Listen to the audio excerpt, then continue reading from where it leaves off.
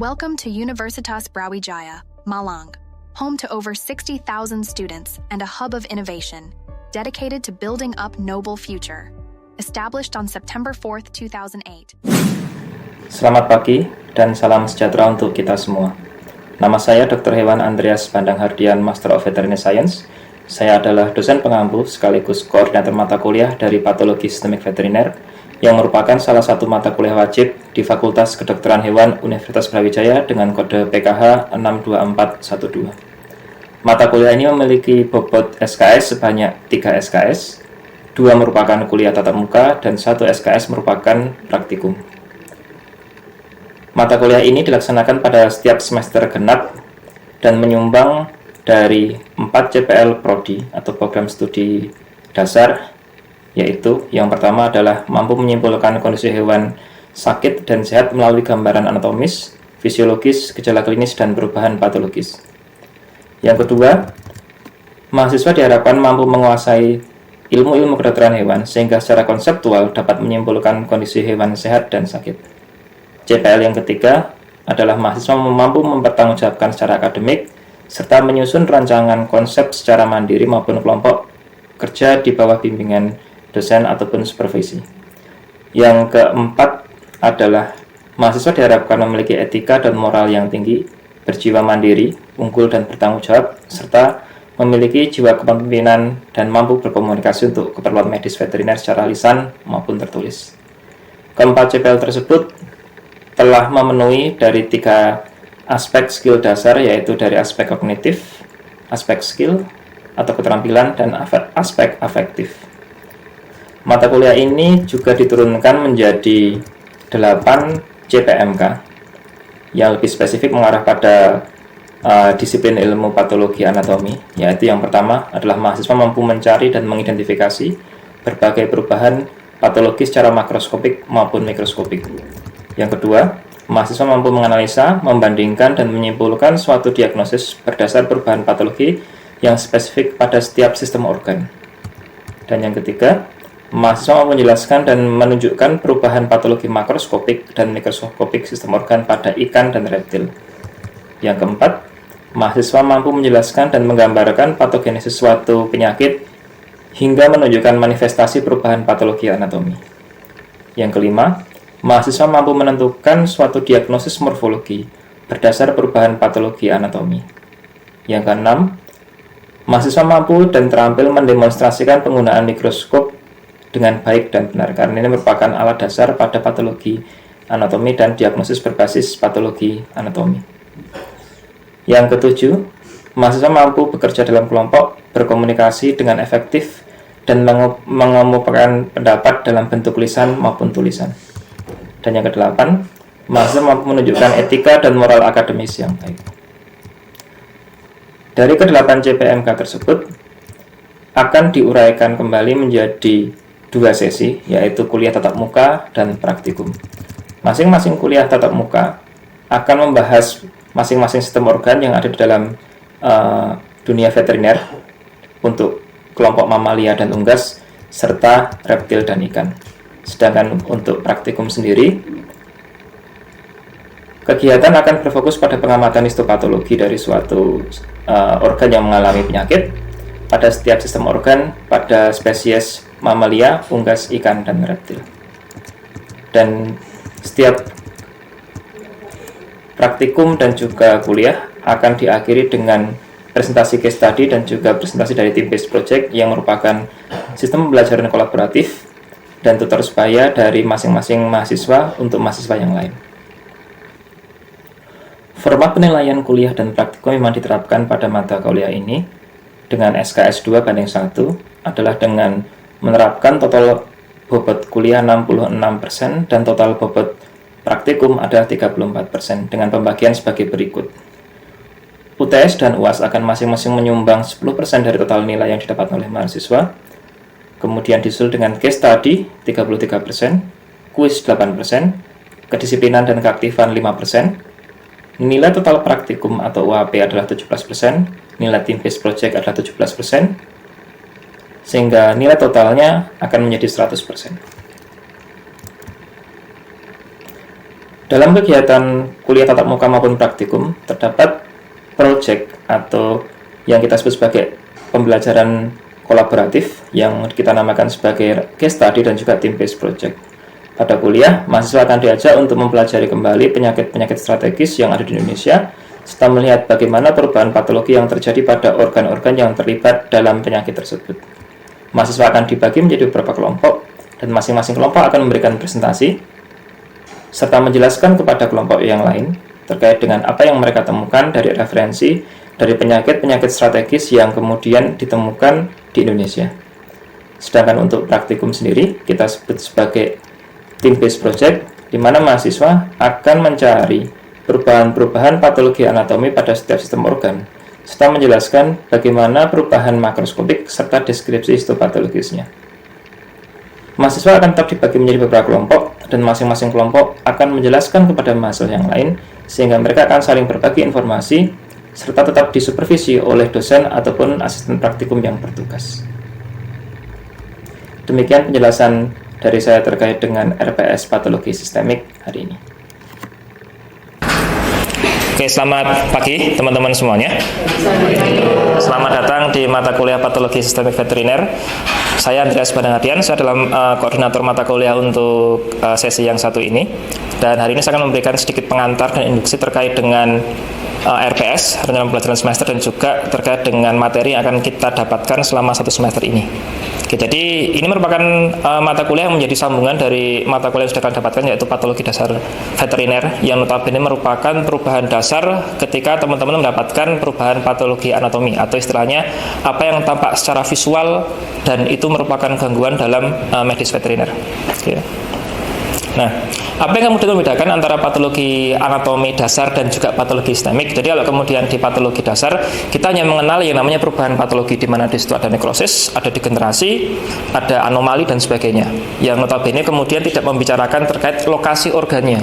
Bahkan ketika kalian masuk ke patologi dasar, kalian tidak bisa melakukan yang namanya diagnosis, karena yang namanya diagnosis patologi anatomi itu harus berbasis pada organ. Nah, di sini kalian akan diajak untuk selangkah lebih maju menjadi dokter hewan, yaitu kalau kemudian kalian sebagai dokter, otomatis kalian punya otoritas untuk memberikan diagnosis. Yang namanya diagnosis akan menjadi dasar dari terapi. Artinya kalau kemudian kalian salah memberikan diagnosis, hanya karena kalian tidak bisa membedakan organ mana, perubahan apa, itu akan menjadi salah dasar untuk terapinya. Karena yang namanya diagnosis menjadi dasar untuk terapi. Artinya dari misdiagnosis akan berakhir menjadi malpraktek nantinya. Ya, makanya kita kemudian perlu belajar soal yang namanya patologi sistemik, karena kita lebih fokus pada perubahan pada sistem organ, tidak hanya perubahan yang dasar terjadi pada semua jenis jaringan. Oke. Seperti yang tampak pada gambar, kalau teman-teman lihat di sini, ini merupakan hepar ayam, ya kan? Kalau teman-teman lihat di sini ada dua lobus kanan kiri. Dan ketika kita bertanya dari sisi kacamatanya patologi dasar, kita mungkin hanya bisa melihat, oh itu ada inflamasi, itu ada radang, itu ada nekrosis. Tapi kalau kita sudah melangkah lebih maju menjadi seorang dokter hewan, kita harus tahu ini apa diagnosisnya. Dan yang bisa memberikan diagnosis itu adalah seorang dokter hewan yang mereka sudah menguasai patologi sistemik. Dalam hal ini, secara terminologis, kita harus memberikan keterangan organ, yaitu ketika kita melihat ini ada inflamasi, otomatis kalau ada inflamasi terjadi pada hepar namanya hepatitis. Ya, itu adalah diagnosis. Itu namanya diagnosis patologi anatomi, karena kita berbasis pada anatominya. Kalau kita kemudian membicarakan berdasarkan parasitnya, nanti akan ada namanya diagnosis parasitologi. Kita membicarakan berdasarkan temuan mikrobiologinya, akan ada diagnosis mikrobiologi. Artinya memang akan ada banyak jenis diagnosis yang bisa kalian berikan ketika kalian menjadi dokter hewan dan kalian punya bukti. Patologi anatomi menjadi yang paling tampak. Kenapa? Karena itu secara visual tampak pertama kali. Ya, secara makroskopik maupun secara mikroskopik itu diakses paling mudah dan paling aksesibel, karena dia tampak pertama kali pada bagian tubuh hewan yang kalian periksa. Berbeda dengan kalau kalian ngomongin soal parasitologi atau mikrobiologi yang notabene perlu pemeriksaan lanjutan, mikroskop dan sebagainya. Gitu ya. Oke. Ini merupakan RPS yang akan saya sampaikan juga nanti, dan saya berikan file hard copy-nya juga. Ini merupakan rencana pembelajaran semester. Apa kompetensi yang akan kalian dapatkan setelah mengikuti mata kuliah ini? Yang pertama, kita mengharapkan kalian bisa membedakan yang namanya lesi patologis dan perubahan anatomi yang non-patologis. Artinya memang kalau kita kemudian melihat kondisi hewan yang mati, ada yang namanya perubahan postmortem. Bagaimana kita bisa kemudian membedakan ini adalah patologis karena penyakit, ini karena pembusukan, atau mungkin hanya karena efek transportasi hewan, itu sesuatu yang amat berbeda. Sehingga sebagai dokter, jangan sampai kalian kemudian misdiagnosis dan tidak bisa membedakan itu. Yang kedua adalah teman-teman akan kita ajak untuk melihat perubahan anatomi dasar yang terjadi pada setiap sistem organ. Yang namanya sistem organ itu dia punya sekitar 8 sistem organ ya di tubuh kita. Dan masing-masing sistem organ itu punya beberapa anggota organ. Itu yang kemudian jadi rumit, karena setiap sistem organ dan setiap organ itu sendiri mereka memiliki arsitektur histologi yang beda-beda. Jadi apapun yang terjadi dalam organ A dan organ B itu akan memberikan gambaran histopatologi yang beda. Ini yang kemudian cukup menantang di sistem patologi sistemik. Kemudian kita juga akan melatih kalian untuk melihat histopatologi dari setiap organ yang mengalami perubahan patologis, alias lesi pada setiap organ yang ada di dalam tubuh kalian. Dalam hal ini kita akan membicarakan hewan, artinya memang variasi anatominya akan lebih menantang daripada di manusia. Kemudian secara khusus kita punya ikan dan reptil yang secara anatomik tidak kemudian analog dengan mamalia. Artinya ini memang kemudian cukup berbeda. Kalau kita kemudian menggunakan referensi dasar di kedokteran manusia mungkin masih bisa relevan kalau itu mamalia. Tapi kalau kemudian untuk ikan dan reptil kita memberikan satu bahasan khusus. Kenapa? Karena mereka amat sangat berbeda dan perubahan patologinya pun menjadi sangat berbeda nanti kalau kemudian kita lihat dari sisi histopatologinya. Kemudian teman-teman juga akan kita ajak untuk membuat yang namanya deduksi patogenesis atau deduksi patologi lesi, di mana teman-teman harus bisa menceritakan kalau ada lesi di jantung, asalnya dari mana? Apakah dia dari pencernaan? Apakah dia dari paru-paru? Apakah dia dari ginjal?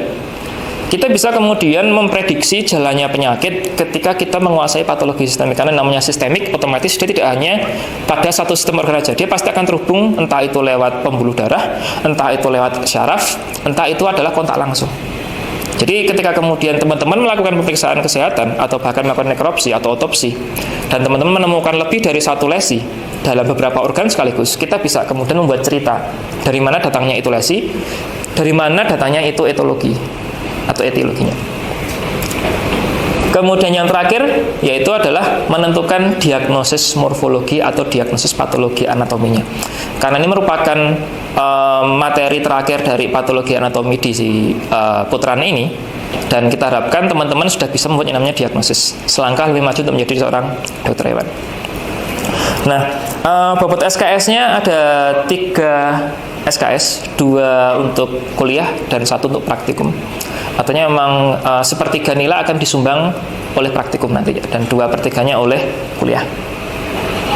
Dan ini merupakan peta pembelajarannya. Jadi seperti yang saya sampaikan tadi, kita harus menguasai dulu patologi dasar, baru kita akan membicarakan yang namanya patologi sistemik. Kenapa? Karena tanpa adanya patologi dasar, kita tidak akan bisa mengkaitkan satu sama lain. Bagaimana proses jalannya penyakit atau proses kerusakan suatu organ itu bisa mempengaruhi organ yang lain. Makanya kalau teman-teman lihat di sini, ada banyak sistem organ yang mereka saling terhubung. Respirasi akan terhubung dengan kardiovaskuler. Kardiovaskuler akan sangat terhubung dengan ginjal dan sebagainya. Kenapa? Karena mereka memberikan tekanan darah yang berbeda. Apalagi nanti kardiovaskuler pasti berhubungan dengan otak. Karena itu fisiologi dasar menjadi sesuatu yang mutlak kalian perlu review lagi agar tahu bagaimana hubungan antar sistem organ. Karena di situ yang akan menceritakan kenapa organ yang satu kena, yang lain ikut kena. Itulah patologi sistemik nantinya. Oke. Dan ini merupakan mata acara kuliah dan mata praktikumnya yang akan kalian hadapi nanti. Jadi menu makanan kalian hari ini akan melihat apa saja yang akan kalian pelajari. Kita akan membagi per sistem organ. Kita paling tidak punya 8 sistem organ ditambah dengan beberapa spesies khusus yaitu ikan dan reptil di sini. Jadi kita akan membahas satu persatu mulai dari kardiovaskuler, respirasi, digesti, urinaria dan seterusnya. Sama dengan praktikumnya nanti, ketika teman-teman sudah mendapatkan materi misalkan digestivus di kuliah, kalian akan mendapatkan materi di praktikumnya nanti. Jadi kalian akan melihat secara langsung bagaimana bentuk dari sistem organ dalam sistem organ digesti yang kemudian mengalami lesi. Dan itu pasti secara histopatologis, karena memang lesi makroskopis itu hanya menjelaskan 80% dari kondisi. Yang lebih akurat lagi adalah histopatologinya, karena banyak dari perubahan makroskopik yang secara itu mirip Dan kita tidak bisa membedakan apakah itu nekrosis, apakah itu inflamasi tanpa adanya bantuan dari histopatologi. Oke. Dan nanti di akhir dari kuliah ini kita akan menghadapi yang namanya case study dan juga team based project. Seperti biasanya teman-teman akan diajak untuk berkolaborasi dengan teman-teman yang lain membentuk kelompok, dan kalian akan membahas beberapa perubahan organ pada beberapa spesies yang berbeda. Artinya kalian akan kemudian diajak untuk mendiskusikan apa yang terjadi pada organ ini dan sharing ke teman-teman kalian sendiri. Jadi ini merupakan tutor sebaya untuk kalian sendiri. Oke. Nah, untuk dosen pengampu sesuai dengan RPS yang sudah kita jelaskan, kita punya 4 dosen yang aktif tahun ini. Ada Dr. Dia Ayu, ada saya sendiri, ada Dr. Albi, dan Dr. Handayu yang akan memberikan materi terkait patologi sistemik tahun ini. Nah, ini untuk komposisi dari penilaian masih seperti yang sebelumnya, 50% akan disumbang oleh team based project dan juga case study, dan beberapa yang akan disumbang dari kuliah adalah 25% dari UTS dan UAS, tugasnya 20%, kuis 20%, dan aktivitas mahasiswa 10%. Artinya kalau kemudian teman-teman tidak mengerjakan tugas maupun kuis, kalian akan kehilangan beberapa poin dalam penilaiannya. Ya, jadi tidak kemudian semuanya mutlak ditentukan oleh UAS dan UTS. Apalagi kalau kemudian kalian tidak serius dalam praktikum, itu menyumbang sepertiga dari total nilai yang akan kalian dapatkan, karena kita punya 3 SKS dan sepertiganya disumbang oleh praktikum. Oke, ini merupakan peta untuk komposisi CPL. Jadi ketika teman-teman nanti sudah menguasai dari sistem organ yang akan kalian pelajari, itu akan menyumbang beberapa skill dasar yang dibutuhkan oleh dokter hewan. Sepertinya kalian bisa mendiagnosis, itu merupakan skill umum, dan itu akan disumbang oleh patologi sistemik juga di sini, karena kita memberikan kalian gambaran terkait yang namanya diagnosis patologi anatomi di situ nanti. Oke. Nah, sekarang kita akan masuk ke materi sedikit, apa yang kemudian membedakan antara patologi dasar dan patologi sistemik. Jadi kalau kemudian teman-teman sudah belajar soal patologi dasar, kita tahu yang namanya deskripsi morfologi lesi. Ya, jadi kita kemudian melihat ada organ. Itu organ apa kira-kira? Hepar apa kira-kira? Ya, hepar ayam. Ya, ini hepar ayam. Kemudian sudah jelas ini sudah pasti ada lesinya di sini. Dan kita akan mendeskripsikan secara morfologis. Bagaimana dimensinya, berapa jumlah lesinya, berapa luasnya, apakah demarkasinya jelas atau tidak, dan sebagainya. Kenapa? Karena yang namanya deskripsi morfologi lesi itu akan memberikan gambaran terkait dengan kronisitas dan juga tingkat keparahannya. Ya, jadi semakin banyak lesinya, otomatis dia akan semakin kronis. Semakin banyak lesinya, otomatis dia akan semakin parah. Ya. Artinya, dengan adanya deskripsi morfologi lesi, kalian bisa kemudian memberikan yang namanya prognosis pada pasien itu sendiri. Itu yang kemudian menjadikan penting memberikan yang namanya deskripsi morfologi lesi, dan mereka punya beberapa terminologi yang pakem di Indonesia maupun di luar negeri yang dipakai dengan cara seperti itu. Artinya teman-teman harus menguasai itu. Ya. Ini tidak sulit, tapi memang butuh latihan. Hanya memberikan deskripsi pada apa yang tampak di situ. Ya. Jadi memberikan kronisitas dan keterangan terkait dengan tingkat keparahannya dia. Oke. Nah, yang kedua, baru kita masuk ke yang namanya histopatologi, karena dalam patologi anatomi sendiri yang menjadi standar emas dalam diagnosis adalah histopatologinya. Makroskopik itu masih sangat bias, jadi kita pasti melarikan sampai ke histopatologi, sehingga kita bisa melihat perubahan struktur pada arsitektur histologinya.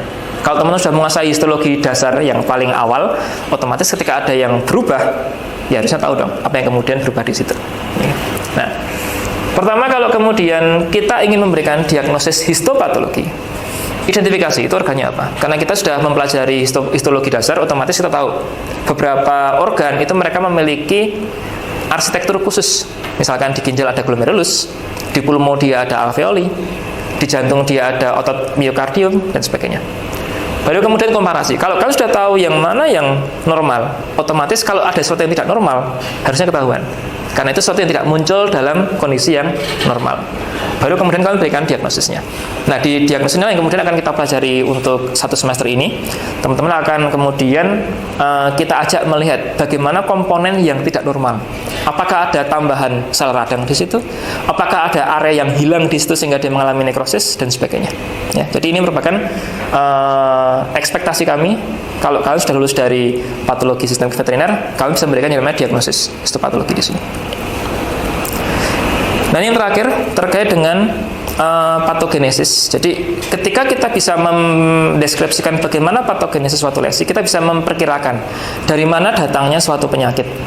Apalagi ini akan sangat berfungsi ketika teman-teman nanti memberikan konsultasi pada suatu peternakan yang notabene mereka merupakan populasi. Satu hewan mati yang kita analisis dengan tepat akan memberikan terapi dan juga pencegahan untuk hewan-hewan yang masih hidup terhadap paparan suatu penyakit. Makanya kita perlu tahu dari mana datangnya suatu penyakit dan di mana organ pertama yang tampak. Sehingga ini akan memberikan gambaran tingkat keparahan dan juga treatment yang paling tepat untuk kondisi tersebut. Ini contoh yang sudah jadi ya. Jadi mungkin beberapa organ akan kena secara bersamaan, jantung, paru-paru, hepar mungkin kena bersamaan, tapi bisa jadi jalurnya berbeda. Mungkin yang paru-paru dari hidung, mungkin yang hepar dari pencernaan dan sebagainya. Jadi tidak selalu yang namanya patogenesis harus satu jalur yang saling terhubung. Bisa jadi mereka merupakan jalur yang terpisah antara organ itu sendiri. Ini merupakan gambaran dari rekap yang sudah kita sampaikan tadi. Jadi ketika teman-teman melakukan diagnosis patologi anatomi, ada tahap-tahapnya. Pertama, deskripsikan dulu. Deskripsi morfologi. Yang kedua, kategorisasikan dalam jenis perubahan dasar yang mana. Apakah itu nekrosis, apakah itu inflamasi. Baru yang ketiga, kita akan berikan diagnosis patologi anatominya. Inflamasi berdasar organ, nekrosis berdasar organnya. Nah, yang keempat, ketika kalian nanti masuk ke dalam mata kuliah yang penyakit, yang lebih detail lagi, kita akan mulai namanya nama penyakit. Yang notabene nama penyakit ini sebenarnya bukan diagnosis. Kenapa? Karena dia merupakan kumpulan dari suatu gejala. Dan mereka punya nama yang tidak mengindikasikan ke organ manapun. Misalnya seperti rabies. Rabies itu secara memang penyakit, tapi dia tidak kemudian memberikan gambaran organ mana yang kemudian rusak. Kalau kita bilang diagnosis patologinya apa, kita akan melihat, oh, otaknya yang rusak, otaknya mengalami radang. Berarti itu adalah ensefalitis. Itu ya. Oke, jadi kita bisa membedakan diagnosis dan nama penyakit. Oke. Nah, ini merupakan urutannya kalau kita ingin memberikan diagnosis, ya. Oke. Jadi itu merupakan perbedaan antara MK yang sudah kalian hadapi di semester 3 dan semester saat ini. Jadi kita sudah belajar patologi dasar, sekarang kita akan menginjak ke patologi sistemik. Okay. Dan untuk tim based project-nya, kita akan belajar bagaimana mendeskripsikan suatu lesi berdasarkan gambar, karena kita tidak punya banyak spesimen di sini ya. Jadi kita akan berdiskusi dalam satu kelas dalam beberapa kelompok. Ini merupakan beberapa referensi yang saya tawarkan ke teman-teman. Jadi teman-teman bisa mencari beberapa referensi di web-web tersebut. Bisa belajar di YouTube karena kita punya beberapa kolaborator yang bisa membantu kita. Dan juga beberapa buku wajib yang mungkin perlu kalian punya nantinya. Oke.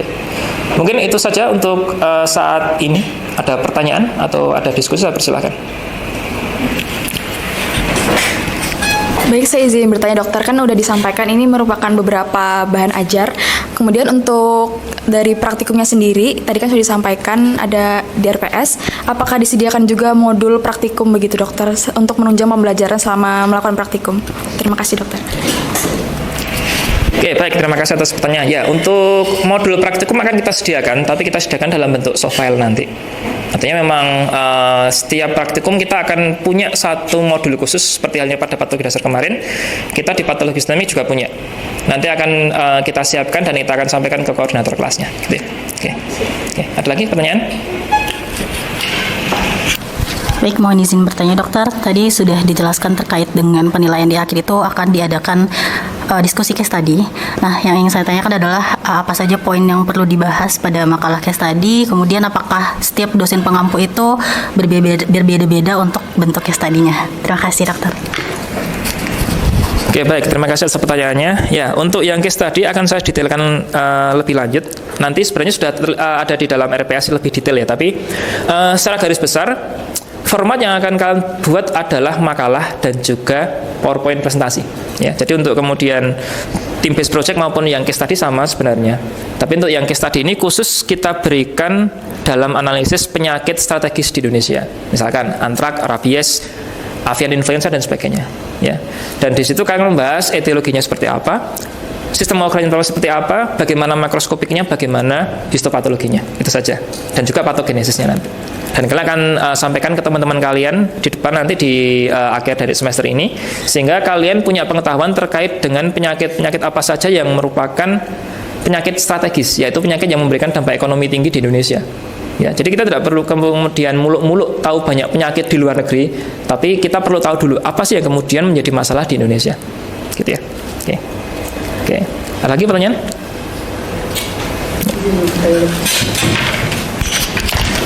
Baik, terima kasih. Izin bertanya untuk bagaimana diagnosis patologi anatomi jika disebabkan oleh trauma mekanik seperti luka tembak, karena luka trauma mekanik umumnya tidak ada patogenesa penyakitnya. Terima kasih. Oke, ya itu pertanyaan bagus ya. Oke, ya bagaimana kemudian kalau suatu lesi itu disebabkan oleh trauma? Gitu ya pertanyaannya. Oke. Ya, kita punya beberapa terminologi medis untuk trauma. Apakah itu trauma karena benturan benda tumpul, trauma karena tusukan. Misalkan benda tumpul itu biasanya kita sebut sebagai kontusi. Ketika itu luka tusukan kita sebut sebagai piercing, orang sebut sebagai piercing. Ada juga yang kemudian luka karena irisan benda yang tidak tajam, laserasi, atau kemudian yang tajam dia kita sebut sebagai insisi. Ya, ada beberapa terminologi. Tergantung kemudian bagaimana bentuk lukanya dan apa penyebabnya. Misalkan seperti luka tembak itu jelas piercing, atau kita sebut sebagai puncture kalau kemudian itu oleh jarum ya. Artinya memang di sini nanti akan kita perkenalkan juga ke teman-teman bagaimana memberikan suatu terminologi yang tepat untuk kondisi terkhusus untuk trauma gitu ya. Karena trauma itu macam-macam ya. Dan di sini nanti akan kita berikan mungkin dalam sistem organ yang kulit nanti akan tampak nanti di situ ya. Dan ini pakem. Artinya memang yang namanya diagnosis itu mau di dalam negeri maupun di luar negeri sama.